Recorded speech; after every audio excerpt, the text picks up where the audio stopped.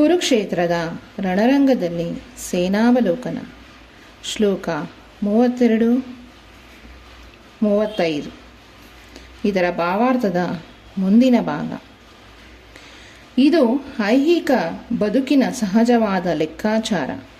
ಅಲೌಕಿಕ ಬದುಕಾದರೂ ಸಂಪೂರ್ಣವಾಗಿ ಭಿನ್ನವಾದದ್ದು. ಭಕ್ತನಾದವನು ಭಗವಂತನ ಅಪೇಕ್ಷೆಗಳನ್ನು ಪೂರೈಸಲು ಬಯಸುವುದರಿಂದ ಭಗವಂತನು ಅನುಮತಿ ಕೊಟ್ಟರೆ ಅವನು ಭಗವಂತನ ಸೇವೆಗಾಗಿ ಎಲ್ಲ ಬಗೆಯ ಸಂಪತ್ತನ್ನು ಸ್ವೀಕರಿಸಬಹುದು. ಆದರೆ ಭಗವಂತನು ಅನುಮತಿ ನೀಡದಿದ್ದರೆ ಒಂದು ಕಾಸನ್ನೂ ಸ್ವೀಕರಿಸಬಾರದು.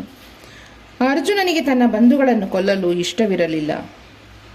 ಅವರನ್ನು ಕೊಲ್ಲುವುದೇ ಅಗತ್ಯವಾದರೆ ಕೃಷ್ಣನೇ ಕೊಲ್ಲಲಿ ಎಂದು ಬಯಸಿದ. ಅವರು ರಣಭೂಮಿಗೆ ಬರುವ ಮೊದಲೇ ಕೃಷ್ಣನು ಅವರನ್ನು ಕೊಂದಿದ್ದಾನೆ. ತಾನೇನಿದ್ದರೂ ಕೃಷ್ಣನ ಸಾಧನವಾಗಬೇಕು ಅಷ್ಟೇ ಎಂಬುದು ಈ ಘಟ್ಟದಲ್ಲಿ ಅವನಿಗೆ ತಿಳಿದಿರಲಿಲ್ಲ. ಶ್ರೀಕೃಷ್ಣಾರ್ಪಣಮಸ್ತು.